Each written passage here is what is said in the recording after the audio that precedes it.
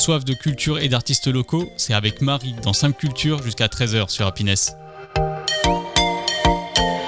Bonjour à tous, il est midi, nous sommes samedi et je suis très heureuse de vous retrouver dans votre émission Sam Culture, une émission où on parle culture avec des gens passionnés et passionnants et bien sûr, vous êtes sur Happiness. Ce midi, alors qu'on n'a pas encore pris l'apéro non plus cette semaine, à la réalisation avec moi Cathy. Bonjour Cathy. Bonjour Marie, tu vas bien ? Bah écoute, ça va pas trop mal et toi ? Très bien, très bien. On reçoit qui ce soir ? Alors ce soir, on reçoit Stéphane Mariette. Bonsoir Stéphane. Bonjour Stéphane. Bonjour Marie, merci pour l'invitation. Mais avec plaisir. Alors Stéphane, tu es peintre abstraitiste. Oui, exactement. Qu'est-ce que c'est que ça ? Alors c'est c'est pas forcément évident de le raconter sans qu'on le voit forcément. Ce qui est abstrait, c'est ce qui n'existe pas en fait dans la réalité, dans le monde réel. C'est-à-dire que ça sort complètement de l'imaginaire. Moi, ça sort de mon esprit le matin quand j'essaie de peindre. Je prends une toile blanche et je me lance en fait. Voilà. Et après, ça reste comme ça. C'est en one shot, on appelle ça. En une fois. Tu peins en une fois ? En une fois, oui. Toujours en une fois. Tu reviens jamais sur ton œuvre ? Jamais, parce qu'en fait, je suis pas dans le même état d'esprit le lendemain. D'accord. Parce qu'en fait, alors, on va certainement en parler tout à l'heure, mais pour moi, chaque couleur correspond à une émotion. Donc en fait, ce que je jette sur la toile, à un moment T, c'est ce que moi je ressens à ce moment-là, en fait. Les émotions, les contrariétés et autres. Tout est lancé sur la toile. Quand je dis lancer, c'est que des fois, c'est vraiment lancer. Lancer physiquement. Lancer la peinture physiquement, oui. Donc voilà, après, c'est pour ça que c'est en one shot. Alors, tu es autodidacte, oui, exactement, Stéphane. Oui. Alors, autodidacte, ça veut dire que tu as appris tout seul ? J'ai appris tout seul. J'ai pas fait d'école. Je n'ai pas fait de fac d'art. J'aurais bien aimé, justement, faire ça. Quand j'étais plus jeune, quand j'étais adolescent. Mais à mon époque, parce que j'ai quand même 53 ans, c'était pas forcément... Alors, même encore maintenant, mais c'était pas du tout un métier. Donc, surtout pour les parents et pour le système éducatif dans son ensemble. Donc, du coup, je suis parti vers d'autres horizons qui n'étaient pas forcément les miens. Mais bon. Alors, t'as fait quoi ? J'ai fait une formation... plus scientifique, mathématiques, physique, tout ça. Et ensuite, après, je suis allé... Moi, à mon époque, il y avait le service militaire. Donc après, j'ai fait le service militaire et je suis allé travailler dans les entreprises, en fait, dans diverses entreprises. J'ai un CV très varié. Et ça fait combien de temps que tu peins ?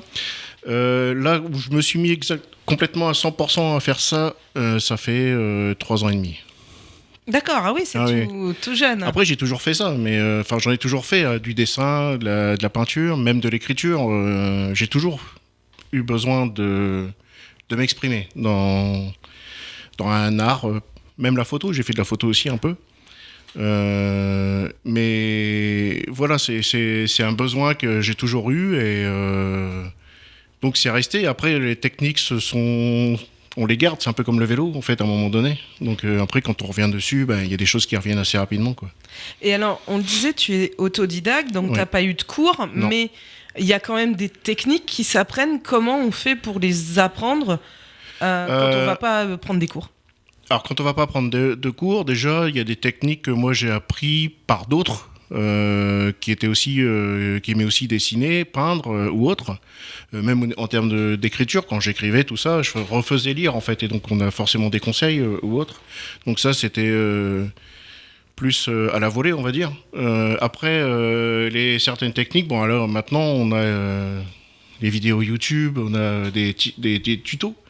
Donc quand il y a certaines techniques qu'on n'a pas parce que c'est pas forcément inné.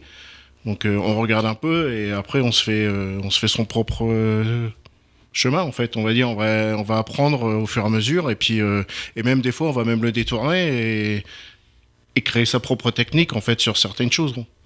Donc en fait si je te suis bien, tu te sers entre autres de YouTube. Plus maintenant. Plus maintenant. Au début quand je me suis remis à la peinture en fait, parce qu'il y avait certaines choses que j'avais envie de tester, de faire, que je n'avais jamais fait en fait. Et donc du coup, je suis allé me renseigner, un peu comme tout le monde, sur les réseaux. Et donc j'ai vu un peu ce que les autres faisaient et autres. Mais je me suis vite coupé de ça parce qu'en fait, je voulais pas faire de copie.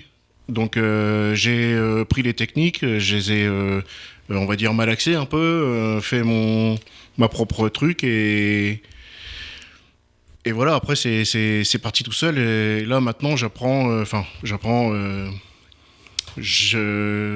fais évoluer ma technique en fait en testant d'autres choses, mais aussi quand je rencontre d'autres artistes, selon ce qu'eux ils font comme technique, j'aime bien leur demander ce qu'ils utilisent ou ce qu'ils font et après me l'approprier pour faire autre chose. Alors, c'est quoi ta technique de prédilection, toi ? Alors moi, j'utilise que de l'acrylique et tous les médias en acrylique, c'est-à-dire que la bombe, qui plaît beaucoup aux enfants, quand on fait les ateliers, les enfants aiment beaucoup. Trop même. Les tubes de peinture classiques, et les Posca aussi, les feutres de peinture acrylique en fait. En fait, c'est comme des marqueurs, mais c'est de la peinture acrylique liquide à l'intérieur. Et donc, c'est un feutre, une feutrine. Et ensuite, on peut... donc, du coup, pour moi, ça remplace un peu le pinceau. Et ça me permet de faire des choses beaucoup plus rectilignes et courbées ou autres. Parce que le pinceau, après, après on parlait de techniques. Donc, il y a des techniques que des personnes apprennent dans les écoles et qui font ça pendant des heures et des heures. Qui ont donc comment dire... Ils manipulent le pinceau comme personne. J'en connais plein qui font ça, mais moi je sais pas le faire. Ça. Donc du coup, ça me permet de tricher un peu. Donc ça me permet de pouvoir faire des choses sans forcément utiliser les techniques de pinceau que je ne connais pas forcément ou que j'ai pas encore eu le temps d'approfondir. Et pourquoi l'acrylique ? Parce que ça sèche vite. Oh, t'as l'air d'être quelqu'un de très patient. Ouais, c'est pour ça que je fais de l'abstrait en fait. Parce que contrairement au figuratif, on va dire, quand on fait un paysage, un portrait ou autre, ça prend du temps, parce qu'il y a énormément de détails, et vu que c'est quelque chose qui existe dans la réalité, il faut passer du temps pour justement que ce soit le plus réel possible, ou que ce soit le plus près possible de ce qui existe en vrai. Tandis que l'abstrait, en fait, l'avantage, c'est que ça n'existe pas. Donc, ça se fait vite, on n'est pas obligé de suivre une règle ou autre, d'où l'avantage de ne pas avoir fait d'école. Parce que justement, je suis libre de toutes ces règles. Et du coup, ça me permet d'exprimer quelque chose sans forcément être très, très dans le détail, en fait.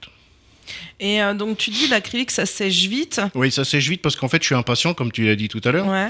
Et ça te permet quand même de repasser au-dessus d'une couleur. Voilà, alors en fait, le truc, c'est que moi, je fais beaucoup de superpositions. Et j'aime pas trop quand les couleurs se mélangent parce qu'en fait j'utilise une palette de couleurs assez restreinte, mais ces couleurs là des fois j'aime pas trop quand elles se mélangent, ou alors si elles se mélangent c'est parce que je l'ai décidé. Donc du coup je sèche la peinture pour pouvoir repasser par dessus sans que ça se mélange. Avec un sèche-cheveux ? Avec un sèche-cheveux. Je triche avec mon sèche-cheveux. En plus j'en ai pas besoin parce que j'ai rien sur le crâne, mais tu as un sèche-cheveux pour J'ai un sèche-cheveux pour la peinture, parce que quand je suis allé l'acheter, en plus, la personne m'a regardé bizarre. Mais j'ai dû préciser comme quoi c'était pour sécher des choses de la peinture, par exemple. Donc, voilà. Donc après, oui, ça me permet d'aller plus vite. Parce que quand je me mets à peindre, en fait, j'ai déjà une idée sur autre chose. Pendant que je suis en train de peindre, T'es déjà passé à la toile d'après ? Pas forcément, mais ça amène d'autres idées selon ce qu'on fait en fait sur la toile, selon ce que je fais. Alors c'est pas évident, c'est pour ça que c'est pas évident à expliquer, parce que on m'a dit moi, parce que pour moi c'est naturel de prendre de l'abstrait, et on me dit souvent que c'est très difficile. La plupart des gens y arrivent pas. Mais je comprends pas, parce que pour moi quelqu'un qui a fait des études d'art, tout ça, bon après il y en a qui y arrivent tout ça, parce qu'après il faut s'y mettre aussi. En fait il faut réussir à lâcher, à lâcher prise en fait. Et ça tout le monde n'y arrive pas. Bah, notamment certainement les gens qui ont fait du figuratif pendant des années. Oui, parce qu'en fait, on a des règles. Ils ont des règles à respecter, tout ça. J'ai déjà été contacté par des personnes qui, par le biais des réseaux, justement, qui faisaient beaucoup de figuratifs et qui me demandaient comment je faisais ou avoir quelques conseils, en fait. Moi, ce que je cherchais au début, les conseils que je cherchais au début, maintenant, des fois, on m'en demande. Donc, je suis un peu derrière la barrière, mais ce que c'est, comme je leur dis, je leur demande ce qu'ils ont fait, l'expérience qu'ils ont en termes de peinture, et en général, les personnes qui ont fait plus de 20 ans de figuratif, et surtout selon où ils ont appris, parce qu'ils ont des techniques, ils sont très pointus, Ils peuvent pas se sortir de ça en fait. Et d'abord, ça se voit quand ils font de l'abstrait. On voit qu'il y a des règles de respecter. C'est pas naturel. Enfin, c'est pas comment dire. On sent que c'est pas sorti tout seul. Il y a des trucs qui sont C'est trop pas tout à fait respectés. libre. Ouais, c'est trop respecté. Ouais, voilà, il y a trop de règles de la peinture. Soit dit en passant, il y a pas longtemps, on m'a dit que je respectais toutes les règles de la peinture. Ça a dû te faire rire. Ça m'a fait rire, mais la personne, moi je lui ai dit que je faisais pas exprès. C'était comme ça, c'est comme je le ressentais comme ça, l'harmonisation des couleurs, l'équilibre sur la toile. Pour moi, il faut qu'elle soit, déjà pour moi, il faut qu'elle soit belle à regarder. Donc en termes d'esthétique et autres, même si j'y exprime quelque chose, donc en fait quelque part, je respecte ces règles-là parce que c'est les règles que les grands peintres apparemment utilisaient et utilisent encore, parce qu'il y a encore des grands peintres. Et donc du coup, ça permet, sans me forcer en fait, je respecte ces règles-là. Donc du coup, j'étais moi-même surpris parce que ça m'a bloqué pendant 3 jours. C'est vrai ? Ouais, j'ai pas pu peindre pendant 3 jours. Tu t'es dit mince, je me suis mis dans un carcan et je m'en suis même pas rendu compte. À chaque fois que je regardais la toile, je commençais à réfléchir à où j'allais placer ce que je faisais, ce que j'avais envie de mettre en fait. Ce qui n'est pas ton habitude. Ce qui n'est pas du tout, non, parce que et justement, quand je commence à me poser une question, j'arrête de peindre. Parce que c'est pas le but en fait. Il faut vraiment que ça sorte comme ça, et c'est pour ça que je peins en une seule fois. Parce que j'ai testé, parce qu'une fois on m'a demandé de tester, j'ai testé. Et en 3 fois, sur 3 jours.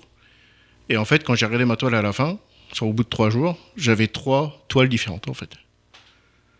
Donc, pour moi, moi, je voyais 3 toiles. Alors, les autres personnes, peut-être pas, mais moi, je voyais 3 toiles différentes. Parce que j'étais pas du tout dans le même état d'esprit à chaque fois. Et ça se ressentait par rapport à ce que j'ai mis sur la toile. Parce que on va dire que j'ai plusieurs séries. Des fois, j'aime bien... j'ai plusieurs... types d'abstraits différents en fait que j'utilise et donc du coup selon les jours j'utilise plus ça et donc du coup ça se voit sur la toile si je le fais en 3 jours. D'accord. Eh ben on va continuer à parler peinture et abstraitisme juste après le petit interlude musical. Restez avec nous sur Happiness. Sam Culture. Vous êtes toujours sur Happiness dans votre émission Sam Culture, une émission où on parle culture avec des gens passionnés et passionnants. Et aujourd'hui, avec Cathy à la réalisation, on parle peinture et peinture abstraite avec notre invité Stéphane Mariette. Donc, rebonjour Stéphane. Rebonjour Marie. Ça va toujours bien ? Ça va toujours. Donc, peinture abstraite. Alors tu nous disais là pendant l'interlude, c'est pas facile à la radio d'expliquer, mais de ne pas pouvoir donner à voir. Oui, voilà, c'est ça. Ouais. La peinture abstraite, c'est des couleurs, c'est des formes. C'est des formes, des couleurs. Moi, je fais beaucoup de peinture abstraite. J'appelle ça de la peinture abstraite géométrique, parce qu'en fait, j'utilise beaucoup de figures géométriques aussi. J'utilise donc tous les aplats de peinture, des éclats de peinture, tout ce qu'on peut faire en manuel, que ce soit au pinceau ou autre. Mais aussi j'utilise donc d'où les Posca ou aussi les. Alors les Posca, pardon, pardonne mon ignorance. Qu'est-ce que c'est ? En fait, c'est des feutres. Et à la place d'avoir de l'encre ou autre, c'est de la peinture acrylique liquide.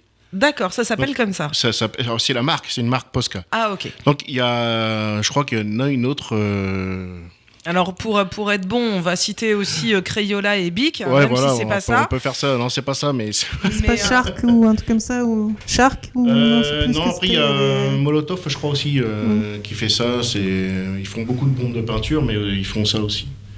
Mais après, après, il y a différentes tailles de mine. C'est ça l'avantage en fait avec ces feutres-là, c'est que on a différentes formes et de tailles de mine, et donc du coup on peut faire énormément de choses avec, que ce soit fin. Alors moi j'utilise beaucoup des lignes très linéaires, très droites, avec des formes géométriques, donc des cercles, des carrés, des triangles, tout ce qu'on veut. Et donc du coup, moi, ça me permet d'utiliser une règle ou un compas. Le compas, je le bidouille parce que ça n'existe pas pour mettre des gros Posca dessus. Mais en fait, l'artiste, en général, est très client de magasins comme le Roi Merlin, Bricomarché ou autre. Donc, parce qu'on bidouille beaucoup de choses et on utilise même des fois des matériaux plus bizarres les uns que les autres, justement pour avoir différents types de textures ou autres sur la toile, en fait. Donc, le Posca, donc c'est une marque.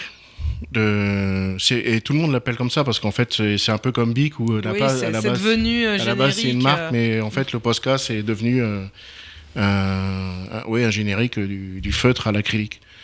Et donc ça c'est pareil, ça sèche très vite aussi, donc et on peut faire énormément de choses avec.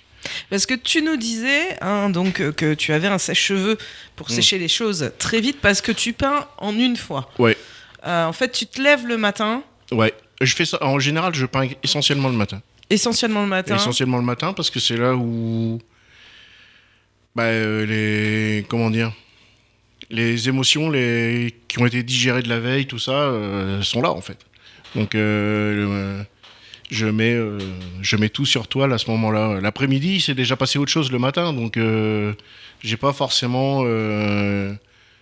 Des fois, j'ai pas forcément quelque chose à dire l'après-midi. L'après-midi, je fais plus de la gestion justement des différentes expos, tout ça, tout ce qui est un peu paperasse, tout ça, ou bien aller voir aussi les autres quand ils exposent. Alors, justement, tu nous disais en début d'émission que depuis 3-4 ans, tu ne faisais plus que ça. Oui. Donc aujourd'hui, tu as ton entreprise, tu es un auto-entrepreneur. Non, comment ça se passe ? Je suis inscrit à la MDA, c'est la Maison des Artistes, qui nous fournit un numéro de SIRET et donc du coup qui nous permet d'être déclaré au niveau de l'URSSAF en fait. Donc je suis pas un auto-entrepreneur. Alors il y en a d'autres qui le font. Après ça dépend ce qu'on va vouloir faire en termes de support en fait, sur quel support on va peindre ou autre. Moi je suis juste artiste peintre pour l'instant. Après, on peut faire sur différents supports, comme des mugs, comme des t-shirts ou autres. Donc, dans ces cas-là, je pense qu'il faut plutôt créer une petite entreprise, se mettre en auto-entrepreneur, parce que c'est pas les mêmes. On vend pas la même chose dans ces cas-là. Les articles sont pas du tout les mêmes. Donc, on vend des œuvres d'art, et après, à côté, on peut vendre des t-shirts, les dérivés, les fameux goodies. Exactement. Donc, ça, c'est pas exclu que justement, je suis en train d'y réfléchir, mais parce que des fois, j'ai une fille qui a 16 ans. Qui est au lycée et qui a énormément d'idées. Après, elle se consacre aussi à l'art, tout ça. Elle veut faire plus dans le stylisme, tout ça, mais elle est déjà partie là-dedans. Et elle me conseille beaucoup, et surtout sur sur les réseaux. C'est elle qui m'aide beaucoup. D'abord, c'est grâce à elle si je suis arrivé sur les réseaux que maintenant je fais les expos. Mais donc elle a toujours des idées que moi j'aurais pas forcément.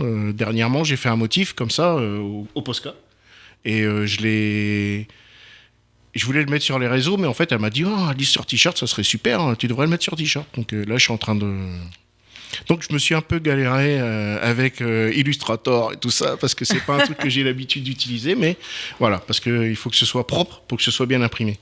Donc du coup on apprend aussi d'autres techniques digitales. Pour pouvoir faire ces choses-là. Donc une fois qu'on a mis le nez dedans, à un moment donné, on a envie de faire autre chose, quoi. Parce que là, en fait, le quotidien d'un artiste, donc c'est bien sûr créer. Oui. Moi, si je pouvais faire que ça serait super. Ça serait top. Mais on peut pas faire que ça. Ou alors, sait-on jamais. Ou alors, il faut avoir quelqu'un qui bosse pour soi. C'est les grands, ceux qui. Moi, j'en suis beaucoup sur les réseaux, tout ça, qui sont cotés. Ils ont des personnes qui travaillent pour eux en fait autour. Eux, ils font que créer. Ils gèrent rien du tout. Et ça, dans un sens, c'est l'idéal. Mais quand on est à un petit niveau comme le mien pour le moment, on gère tout. C'est un peu comme tout le monde quand on commence quelque chose, une entreprise ou autre. On fait tout seul. Et puis après, si ça fonctionne, on peut avoir de l'aide. Mais parce que en fait, là, du coup, tu vis de la vente de tableaux ? Non. Non. Je peux pas en vivre. Non, je peux pas en vivre du tout. C'est pas, pour l'instant, moi, ce que je fais, c'est pas vivable financièrement. D'accord. Mais ça, c'est comme la plupart de tous les artistes que je connais, Oui, que je côtoie. comme beaucoup. Ah oui, soit ils ont un deuxième boulot à côté, ou comme moi, enfin moi maintenant je suis en invalidité, donc du coup je peux me permettre, d'abord je ne peux plus faire que ça parce que je peux plus du tout travailler, donc du coup, et c'est d'ailleurs comme ça que je suis revenu à la peinture. Oui, parce que le fait de ne plus pouvoir travailler, ça t'a donné le temps. Ça m'a donné le temps, mais c'était en fait c'était une thérapie. C'est-à-dire que j'ai diverses opérations au niveau du dos et au niveau de la colonne vertébrale qui m'empêchent de me mouvoir comme je veux. Et donc du coup, je pouvais plus travailler, donc à rester chez soi, à ne pas pouvoir faire grand-chose parce que j'ai des douleurs constantes qu'on n'a pas encore appris à gérer. On tourne en rond, on a l'impression d'être inutile. C'est même pas une impression, c'est qu'on est inutile. Même dans le quotidien, au niveau de la vie normale, hein, même avec les enfants et autres. Donc du coup, psychologiquement, on perd un peu pied, quoi. Et moi, pour pas, quand j'ai vu que je commençais à légèrement déprimer, je me suis dit, j'ai un garage, j'ai de la place, je vais faire un petit atelier, je vais me remettre à la peinture, mais juste pour moi, en fait. C'était juste pour avoir une impression de production, faire quelque chose avec mes mains et de créer quelque chose. Et j'écrivais, j'écris encore un peu, mais à ce moment-là, avant de repeindre, j'écrivais essentiellement quand j'essayais d'exprimer quelque chose. Mais c'est trop long, ça. Le résultat n'arrive pas tout de suite. Il faut des mois et des mois avant de pondre un truc. Et du coup, pour moi, il fallait un truc immédiat. Et donc je me suis dit, je vais me remettre à dessin, voir la peinture, d'où l'abstrait.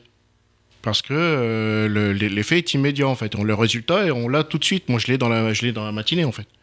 Donc après, j'ai d'autres choses où je mets un peu plus de temps parce que j'ai des temps de séchage un peu plus longs, parce que quand on veut mettre de l'épaisseur de peinture, forcément, même avec le sèche-cheveux, ça fonctionne pas. Même avec le sèche-cheveux, c'est pas assez rapide. Surtout quand c'est l'hiver, avec le temps est pluvieux, avec l'humidité ambiante, ça sèche pas du tout. Des fois, il faut même attendre 2 jours. Mais alors, même si c'est de l'acrylique, hein, mais voilà. Donc, moi, il me fallait un effet immédiat. Donc, je me suis remis à la peinture. J'ai fait mon petit délire. Donc, je me suis acheté du matériel. Je me suis créé mon petit atelier à ma hauteur et tout. Enfin, bref. Et je me suis acheté du matériel et j'ai commencé à faire de la peinture comme ça. Et donc j'ai testé des différentes techniques en regardant justement, comme je disais tout à l'heure, avec des tutos et tout, dans mon petit truc, mon petit laboratoire. Hein. Puis après, je me suis lancé sur des choses. Et la première expo, elle vient comment ? Alors la première expo, elle vient par le biais, grâce à ma fille en fait, justement, qui elle... D'ailleurs, j'appelle ma directrice artistique parce qu'en fait, c'est elle qui voit tout ce que je fais en premier. Parce qu'elle a, elle a un regard esthétique hors norme. C'est pas parce que c'est ma fille, mais à chaque fois, je suis scié selon ce qu'elle dit. Et quand je suis un petit peu bloqué justement sur une toile, des fois, je l'appelle. Je lui dis rien, je lui dis regarde ce que j'ai fait. Et elle me dit il manque un truc là, attends là. Donc, et ça correspond en général au truc, mais... Justement, il faut un déclic. Donc, du coup, après, je trouve le déclic et j'arrive à trouver la truc. Et quand je lui ai montré ce que je faisais, parce qu'il faut dire que quand j'ai fait ma première expo, il n'y a personne de ma famille qui savait que je faisais de la peinture. À part ma femme et mes 2 enfants. À part ça, personne ne le savait. Et elle m'a dit, tu devrais mettre ça sur les réseaux. Sinon, les gens ne vont pas aimer. Enfin, voilà, je fais ça pour moi. Elle a dit si, tu devrais le mettre parce que je trouve que c'est bien, tout ça, tu devrais le mettre sur Instagram. Moi, j'avais pas Instagram en plus à ce moment-là, j'avais à peine Facebook et encore j'y allais une fois de temps en temps. Et du coup, elle m'a créé un compte. On a commencé à mettre quelques photos et j'ai vu que y a des gens qui appréciaient. Et donc du coup, déjà, on est content parce qu'on se dit tiens, il y a quand même des gens qui aiment. Il y avait des bons commentaires. Et de là est venu, j'ai vu qu'il y avait à l'atelier Ménois, je ne sais pas si tu connais, à Amiens. On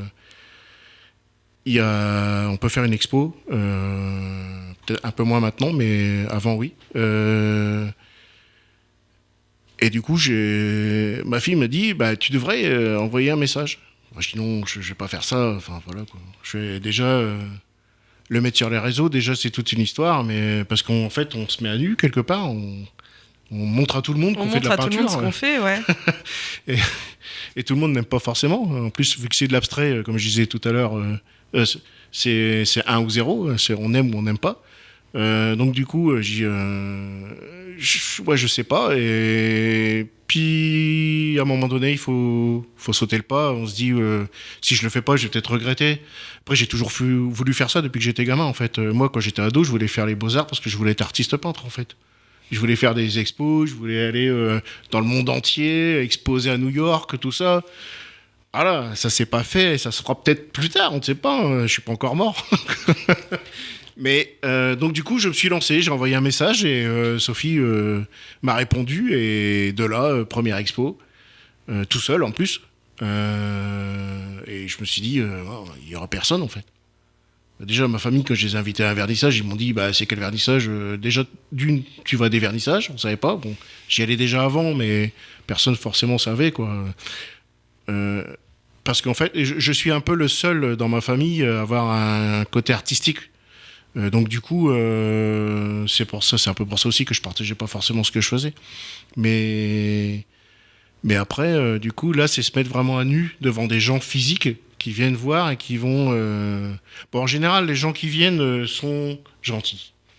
La première fois, si, ils sont gentils, parce que en général, c'est des gens qu'on connaît plus ou moins, c'est des amis, tout ça. Après, il y avait des personnes quand même qui sont venues que je ne connaissais pas, mais ils sont toujours bienveillants. Donc, d'ailleurs, on se dit même, est-ce que c'est vrai, si ce que je fais, c'est bien? Parce que ils sont tous en train de dire que c'est bien. Donc, mais il y a eu énormément de monde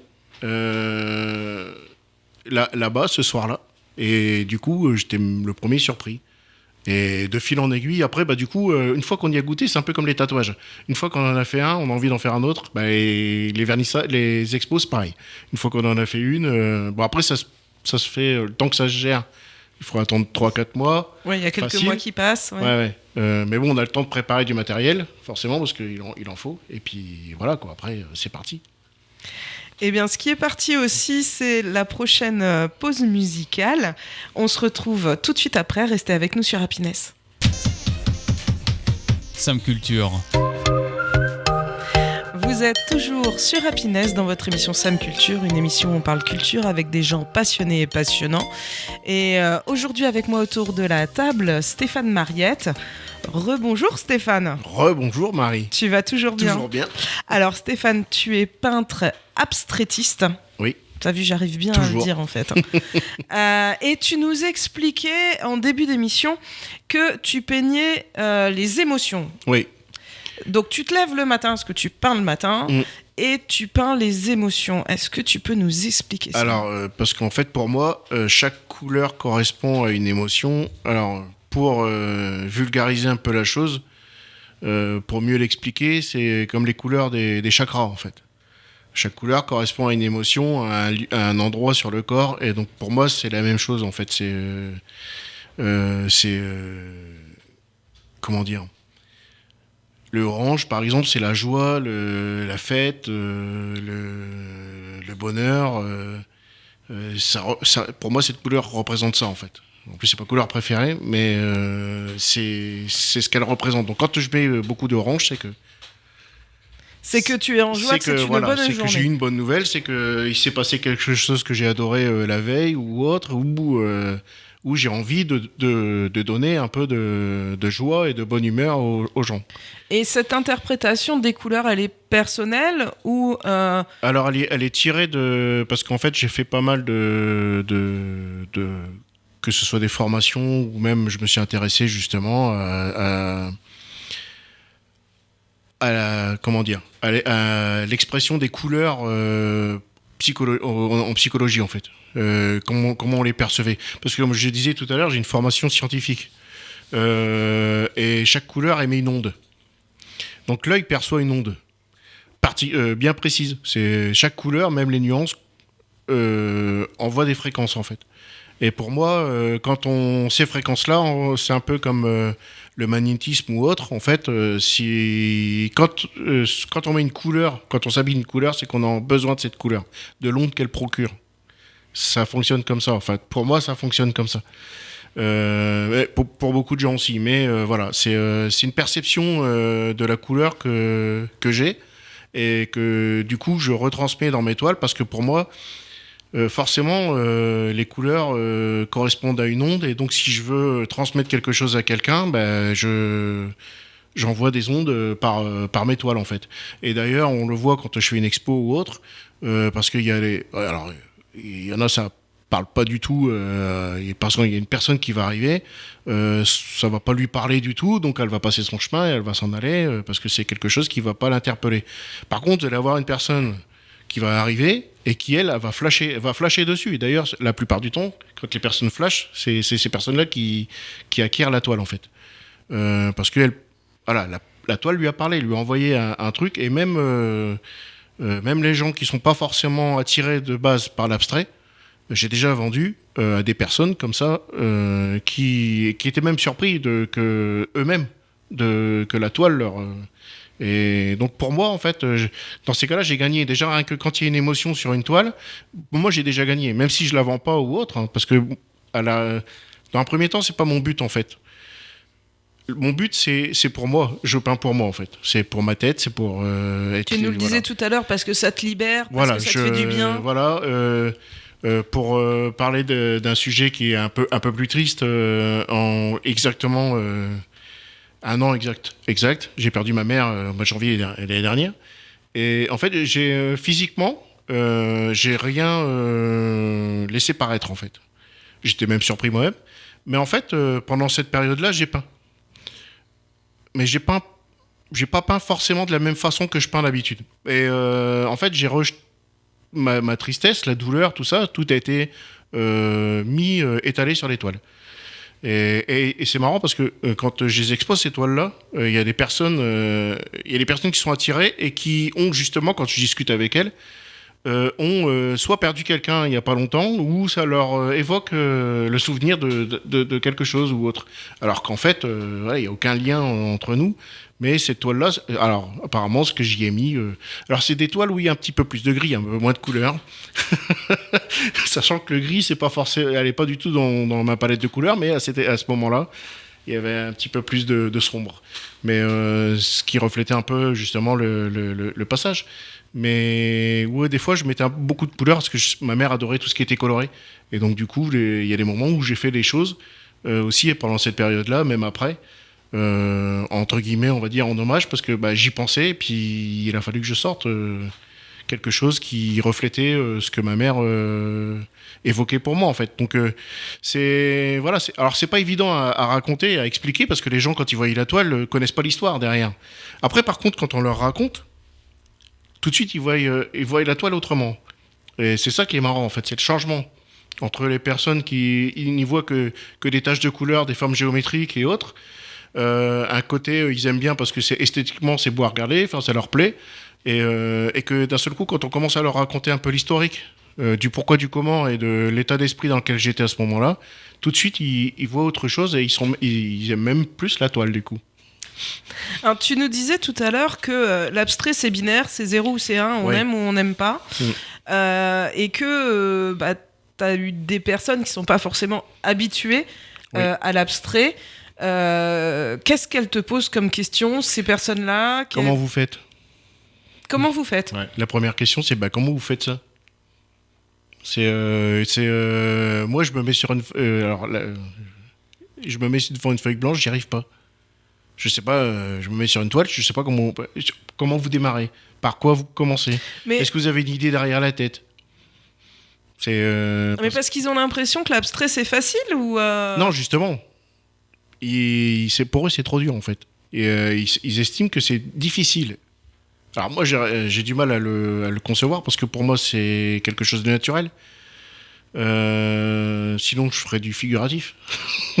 Mais figuratif, je suis pas assez talentueux pour faire certaines choses, donc du coup, je préfère laisser tomber et laisser la place à ceux qui savent le faire. Mais à côté de ça, c'est la question, c'est comment vous... Quelle idée est-ce que vous avez une idée au départ? C'est ça. Est-ce que vous avez une idée? Ça sort de votre tête? Comment vous faites pour sortir? Parce que c'est que de la création en fait. c'est de la création pure. Dans ces cas-là, l'abstrait, c'est de la création pure. C'est-à-dire que donc après, on vous compare aussi d'autres abstraitistes qui sont plus connus, des grands, des précurseurs. Ouais, des Oui. Miro. Alors j'ai Miro Ouais. et celui qui revient le plus, c'est Kandinsky. Kandinsky, Alors, d'accord. Kandinsky, lui, faisait. Alors, utilise beaucoup les formes géométriques et les couleurs. Alors, du coup, j'ai appris à connaître ce peintre parce que moi, je connaissais de nom, mais en fait, je savais pas du tout ce qu'il faisait. Et du coup, je suis allé me renseigner. Et en fait, ce monsieur avait une maladie rare. Pas mortelle, hein, mais juste quelque chose. En fait, quand il entendait de la musique, devant ses yeux, il y avait des couleurs qui se projetaient, en fait. Chaque note correspondait à une couleur ou autre.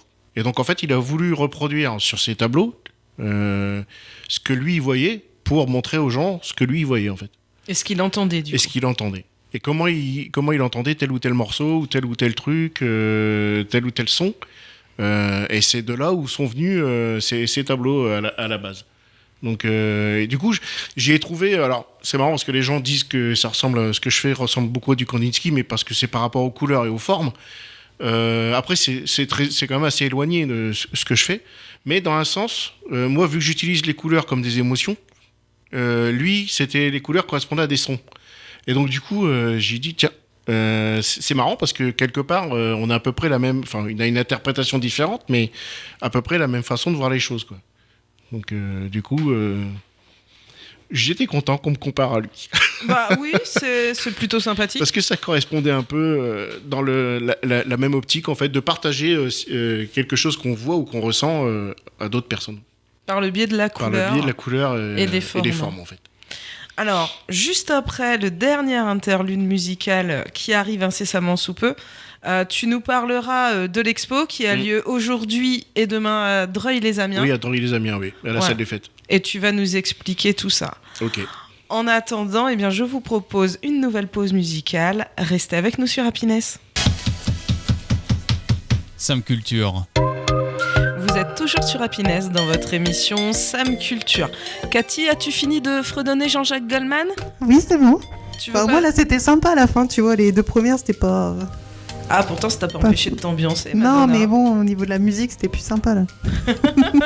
Ça te plaît plus, ça. C'est comme ça qu'on Voilà, dit. ça me plaît plus. Je préfère. Cathy, nous recevons ce soir Stéphane Mariette. Bonsoir, rebonjour Stéphane. Oui, bonjour, oui. Parce qu'on est Parce qu'on est toujours samedi. On est toujours Il samedi. est bientôt 13h, on va bientôt pouvoir prendre l'apéro, c'est bon, Marie. C'est ça, c'est la fatigue, 1 heure d'émission. Moi, je suis lessivée. Je comprends. Donc Stéphane, tu es peintre abstraitiste, Oui. donc tu fais de l'abstrait. Voilà. Et tu es aujourd'hui et demain en exposition à Dreuil-les-Amiens. Oui, en exposition à Dreuil-les-Amiens, à la salle des fêtes, par le biais de la Tchot Expo. L'historique de la Tchot Expo, c'est qu'il y a la Tchot Auberge à Dreuil-les-Amiens, dont Stéphane, le patron, accueille des artistes pour exposer dans son restaurant. Une fois tous les mois, un artiste par mois. Et donc du coup est venue l'idée à Jean-Jacques, Jean-Jacques Magnier, qui gère justement les expos là-bas, de créer la Tchot Expo pour créer une expo avec plusieurs artistes en même temps, dont certains qui ont déjà exposé à la Tchot Expo. Donc on va être 21, je crois. Et on sera en présentiel, donc tous les artistes seront là pendant les 2 jours. Donc si vous voulez venir rencontrer et discuter avec les artistes, bah justement, c'est l'occasion. Parce que c'est toujours plaisant de partager ce qu'on fait, d'expliquer ce qu'on fait aussi. Parce que moi, je fais de l'abstrait. Donc, des fois, c'est toujours intéressant de pouvoir aiguiller un peu les personnes sur cet art-là. Parce que c'est pas forcément évident pour tout le monde d'interpréter un abstrait. Donc, c'est toujours intéressant de pouvoir partager et surtout de discuter avec d'autres artistes et de croiser avec d'autres artistes aussi. Tu nous racontais pendant l'interlude que c'est aussi l'occasion d'écouter les petites remarques qui sont faites devant les tableaux. Oui, oui, parce qu'en fait, quand on est dans ce type d'expo, on a nos noms, on est identifiés en fait. Mais c'est en petit, c'est des petits badges, donc les gens ne voient pas forcément, surtout si c'est un peu de monde à ce moment-là, à la période où ils passent et tout. Et donc du coup, on est juste à côté, ils savent pas que c'est nous qui l'avons fait. Et parce qu'ils font pas forcément attention non plus, Et ils regardent simplement, et du coup, on a des petits commentaires, parce qu'on est juste à côté, on les entend. Du type, ça n'a pas d'intérêt. Déjà, l'abstrait, ça n'a pas d'intérêt, ça. Moi aussi, je peux jeter de la peinture sur une toile, et puis je le vends. Hein. Dans l'absolu, ils ont raison, les gens. Mais voilà, après, comme on dit souvent, enfin, entre nous, on se dit, après, il faut avoir le courage d'exposer ce qu'on fait. Bien sûr. Quelle que soit la technique qu'on utilise ou autre. Moi, je connais des gens qui font que de l'explosion de peinture sur les toiles et autres. Après, ça dépend aussi comment les couleurs où on les met et ainsi de suite. Enfin, voilà, c'est pas jeté au hasard. Ouais, les gens qui diraient il a fait ça, ça lui a pris 30 secondes, voilà. Et puis il essaye de nous arnaquer en nous vendant ça. C'est peu limité en fait. Oui, mais après le truc c'est que quelque part ils ont pas forcément tort, parce que moi quand j'ai commencé à exposer tout ça et quand il a fallu donner une valeur à ce que je faisais, ça c'est compliqué. Ah, c'est le truc le plus dur, parce que même encore maintenant, il y a des moments où j'ai encore du mal, quoi. Parce que quand tu regardes quelqu'un qui a fait un figuratif, un super beau paysage à l'huile, qui a passé 3 mois... Ah, facile 3 mois, quand tu vois les détails et tout, tu te dis, le gars, bon, ok, il le vend 800, 900 euros, et encore, il est hors prix. Parce que quand on compte le nombre d'heures, ils sont dans les 80 heures passées. Ah oui, ça fait pas chez Roder, on est d'accord. Ouais, et donc nous moi j'arrive avec mon abstrait où je passe pas autant de temps dessus, et là on se dit comment je fais, voilà, je peux pas, c'est pas possible. Mais en fait on apprend au fur et à mesure et on l'apprend, et c'est plus ou moins la vérité quand même, c'est que chaque art, chaque œuvre d'art est unique en fait, et donc c'est le prix c'est ce prix-là, en fait, qui vaut. C'est que le tableau qu'on va vendre est unique. Que ce soit un figuratif ou un abstrait ou autre, c'est quelque chose d'unique avec une signature, une contre-signature. Donc, ça a une valeur marchande à un moment ou à un autre. Et c'est ça qu'on vend.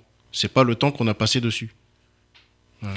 Et quand il faut fixer ses premiers prix, on fait quoi? On va demander aux collègues, on regarde un peu ce qui se fait. Au départ, on connaît pas trop de collègues. Ouais. Dans les expos, on fait de l'espionnage. Ouais, on fait de l'espionnage, mais ce qu'il y a, c'est que selon les expos qu'on va voir, c'est des gens qui sont cotés ou autres, et donc déjà, ils ont... Voilà, les tarifs, déjà, quand on regarde les tarifs, déjà, on se dit, c'est déjà pas pour mon budget. Donc moi, ce que j'avais fait quand j'ai commencé, c'est déjà... j'avais pas fait... je faisais pas très cher, mais je voulais que ce soit accessible, en fait, à tout le monde. Parce que moi, quand j'arrivais dans une expo, j'aurais bien aimé... quand on flash sur quelque chose, sur un tableau, le prix nous fait descendre en flèche tout de suite, selon les artistes. Et du coup, je voulais vraiment ce côté, comment dire, que les gens ne soient pas freinés. Voilà, qu'ils ne soient pas freinés, que s'ils ont un coup de cœur, ils se disent, ouais, si, je peux mettre 50 € là-dedans, c'est bon, il n'y a pas de souci, quoi. Moi, je partais du principe où si j'enlevais le matériel, tout ça, je faisais un peu comme dans les magasins, je multipliais par 3 après, puis voilà, je faisais... Mais en fait, on se rend compte que ça marche pas comme ça, parce qu'on se fait alpaguer tout de suite. Ah ouais ? Ah ouais, oui, parce qu'en fait, on dévalorise forcément le travail des autres aussi quand on fait ça. Puis on n'est pas pris au sérieux. Parce que moi, j'ai entendu dire tout à l'heure, tu parlais justement qu'on entendait les conversations, les commentaires des gens, tout ça. Moi, j'ai déjà entendu dire ça doit être une reproduction parce que ça coûte pas cher. Voilà. Donc, non, mais c'est ça. Alors, soit des fois, tu entends, c'est cher. Ils abusent. Machin. En plus, ouais, il a acheté de la peinture et puis après, il dit que c'est cool, machin, puis il vend ça 200 €. Mais à côté de ça, il y en a, ça va pas être cher. Enfin, c'est pas cher, donc c'est soit une repro, soit on m'a déjà dit une fois que je faisais ça avec l'IA aussi. Ah ouais. Ouais, parce qu'en fait, il y a certains parce que je peins pas que sur châssis, je peins aussi sur feuille, aspect toile. Et du coup, je les mets dans des cadres sous verre. Mm-hmm. Et donc, du coup, les gens, quand ils voient ça, croient que c'est des repros ou que c'est des trucs imprimés. Et alors, quand ils me disent ça, je dis écoutez, merci, parce que apparemment, je dois avoir une technique de fou, en fait. Parce que ça doit être parfait. Si c'est l'IA qui l'a fait, c'est que les traits sont très droits, tout est placé là où il faut, en fait. Parce que Normalement, elle est censée être plus intelligente que moi. Elle est censée. Elle est censée, c'est pour ça que je dis censée, parce que... Mais c'est ça, après c'est aussi le souci en ce moment, c'est beaucoup l'IA par rapport à l'art et tout, on a beaucoup ce problème-là, ça revient souvent en fait. Après, moi, dans mon domaine, ça va encore, mais il y en a dans le dessin, tout ça, sont très embêtés par rapport à ça. Ouais, c'est un vaste sujet qu'on a malheureusement plus le temps d'aborder. Merci beaucoup Stéphane Mariette d'être venu nous voir dans Sam Culture. Donc on rappelle que l'exposition Espire, c'est aujourd'hui et demain à la salle des fêtes de Dreuil-les-Amiens. Oui, c'est ça. Et pour ceux qui ne pourraient pas venir mais qui voudraient découvrir ton travail, eh bien tu es présent sur Facebook, sur Instagram. Exact. Tu publies régulièrement des toiles, des infos, et je publie aussi quand j'ai des expos à droite à gauche. Eh bien écoute, voilà, comme ça, il n'y a plus d'excuses pour ne pas découvrir et voilà, découvrir ce monde abstrait, ce monde d'émotions et de couleurs. Cathy, merci beaucoup. Mais avec plaisir, merci pour ce bon moment. On se retrouve très vite sur Happiness. Et puis, écoutez, je vais vous souhaiter une très belle semaine et vous dire que si vous avez manqué l'émission ou que vous souhaitez la réécouter, vous la trouvez en podcast sur toutes les bonnes plateformes. À très vite sur Happiness. Votre émission culture 100% locale, c'est Sam Culture avec Marie.